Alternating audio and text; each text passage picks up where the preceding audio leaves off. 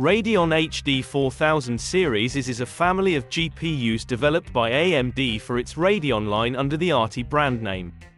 It was announced and demonstrated on June 25, 2008, or almost 15 years ago. Building on the success of the previous Gen HD 3800, AMD has produced a new graphics core for a new flagship series of video cards. The HD 4850 was their mainstream model, which was aimed at everyone from a casual gamer to a hardcore enthusiast, sporting crossfire capabilities and a single-slot cooling solution. AMD's RV770 architecture and the cards based upon it have significantly changed the appearance of the graphics card market since their arrival. AMD has shrugged off the title of underdog and has produced cards that have claimed not the performance, but also the value for money crown from Nvidia. The Radeon HD 4850 in particular impressed the market with its fantastic value around the £120 mark, producing very playable frame rates in most modern games. Replacing the renowned GeForce 8800 GT as the bang-for-buck champion, the 4850 has, unsurprisingly, proved immensely popular. The brain of the card is our RV770 PRO core, manufactured using a 55 nanometre process. The specs of the reference design Radeon 4850 include 625 MHz core speed and 993 MHz memory speed. Three variants of memory sizes has been released: 512 MB, 1 GB or 2 GB. At the time, 512 MB GDDR3 frame buffer was perfectly adequate for a mid-range GPU, but our unit today from PowerColor has a 1 GB memory size and it's clocked faster than AMD's reference design. At least the core speed is. It's 665 MHz or 6% more. However, the memory speed runs at a slightly lower frequency, 950 MHz or -4%. Perhaps to maintain stability in mass production. The other specifications of the card are 956 million transistors, 256 square millimeters die size, 800 shading units and 256-bit bus width. By default, 75 watts of the board's power is supplied via the PCI Express interconnect, but the 6-pin PCI Express power connector needs to be connected at all times because the card's maximum power draw is quoted at 110 watts. Not all 4850 cards had an HDMI port, but this one does. One of the problems with the 4850 nowadays is that the card doesn't support DirectX 11 or newer. 4850 supports the DX 10.1 standard. The next-gen Radeon 5000 series supports DX 11. During my tests, I had problems with various games. Some of them didn't start and some were running with very low GPU utilization. For the tests I am using an Intel Core i5-4570S CPU with 2 sticks of 4 GB DDR3 RAM. All the captured footage is 720p resolution. In Fortnite you can see at the graph that the video card is between 1 and 7% GPU utilization. I tried both performance mode and DirectX 11. Another game with the same behavior is PUBG.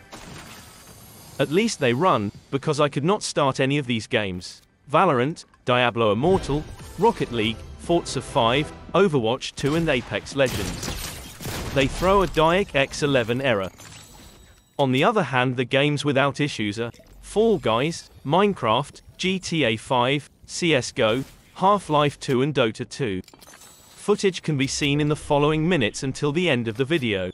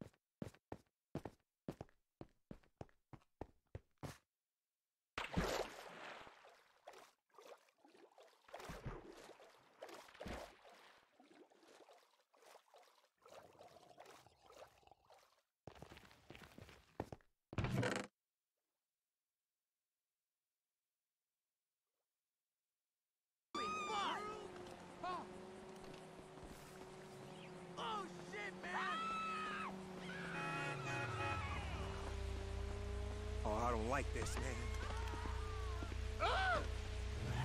Look to the sky, and you will feel how to live your own.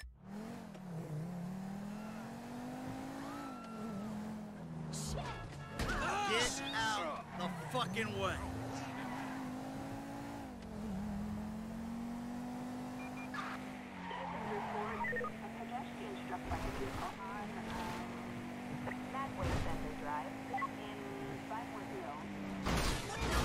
Just in case I wasn't having enough fun already.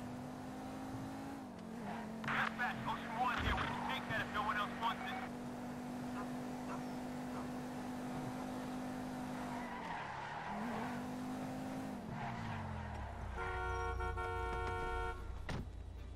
You know what? You should see a doctor for that shit.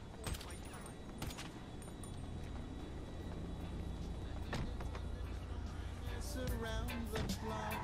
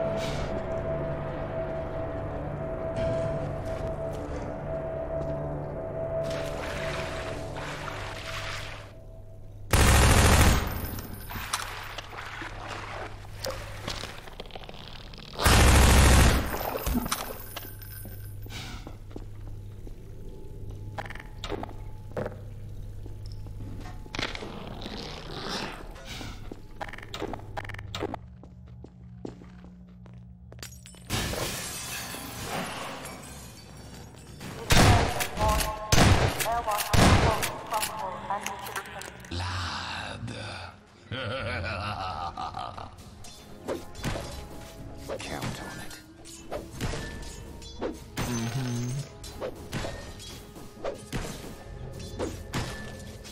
It's what I do.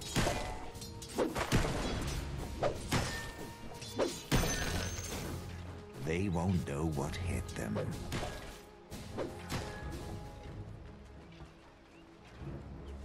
Yes.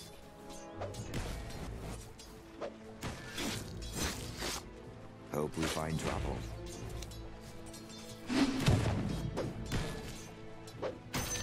Come on!